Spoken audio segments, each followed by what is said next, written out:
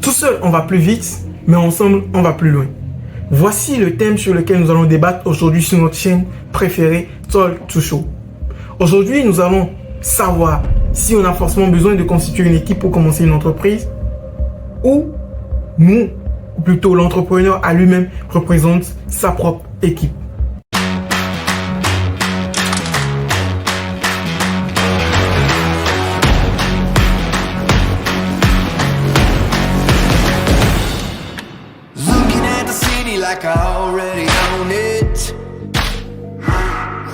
En termes d'entrepreneuriat, pour se lancer dans la conception, plutôt dans la création de son entreprise, nous avons parlé de l'idée, du test de l'idée, mais aujourd'hui, le point qui nous tient à cœur sur Talk to Show, c'est de parler, je vais parler plus précisément de la constitution d'une équipe.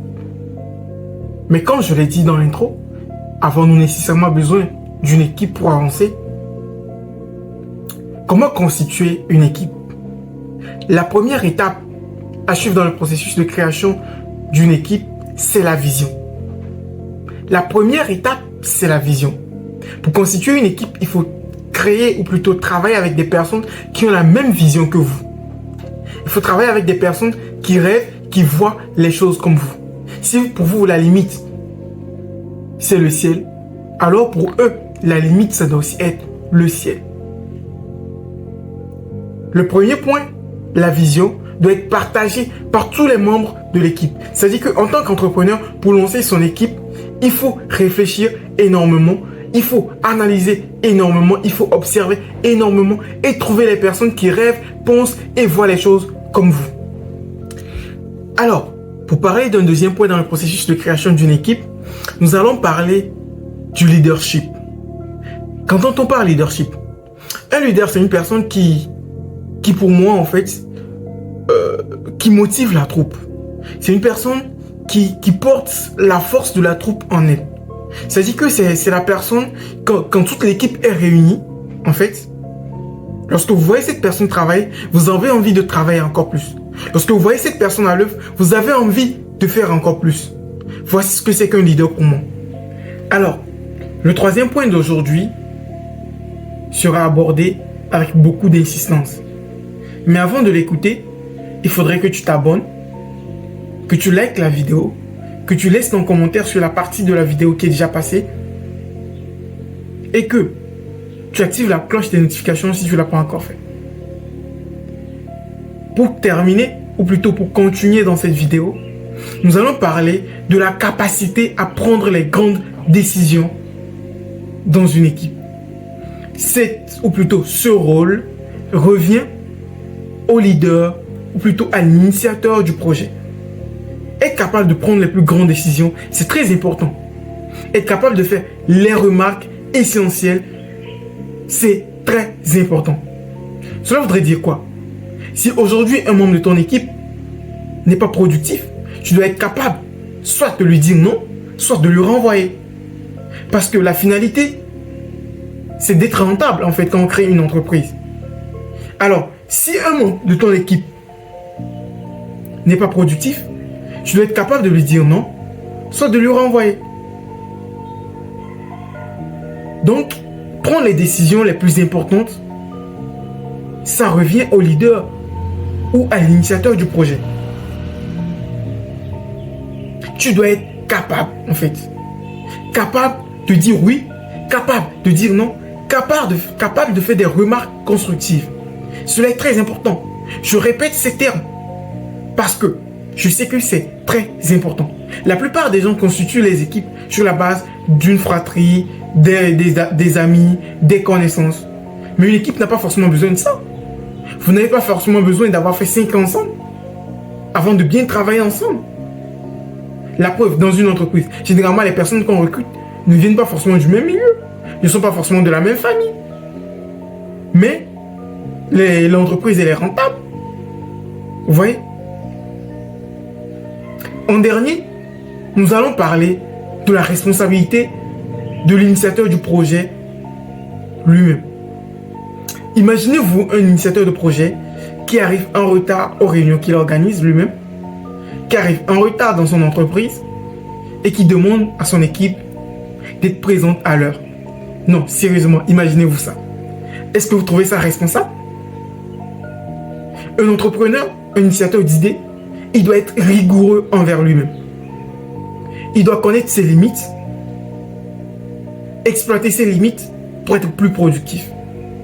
Il doit être rigoureux et discipliné. L'initiateur du projet, c'est la personne qui doit dire « Je suis là, je vous attends durant des heures et vous n'êtes pas encore là. » S'il y a une réunion, c'est la personne qui doit être la première à arriver. Si vous devez aller au boulot, c'est la première personne à arriver au boulot et même la dernière personne à partir. Vous voyez un peu? Donc, un initiateur de projet, ou plutôt un entrepreneur, il doit être responsable, discipliné, déterminé et engagé. Mais alors, la question se pose, sommes-nous obligés d'avoir une équipe avant de commencer à entreprendre? Moi, je ne crois pas que oui. Je crois plutôt qu'on a une équipe lorsqu'on commence à décoller. Soit lorsqu'on commence à décoller, ou soit lorsqu'on est dans la vitesse de croisière. Mais généralement, il est préférable de commencer à constituer une équipe lorsqu'on commence à décoller, c'est-à-dire après avoir testé son idée.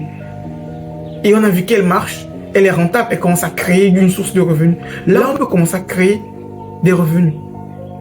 Mais la plupart des entrepreneurs évoluent toujours seuls au début. C'est plus facile d'avancer tout seul parce qu'on est capable, ou plutôt quand on connaît notre projet, on a foi en nous, on est déterminé, on a confiance en notre idée, on est capable de faire les sacrifices nécessaires pour avancer. Mais ce n'est pas forcément le cas pour les autres.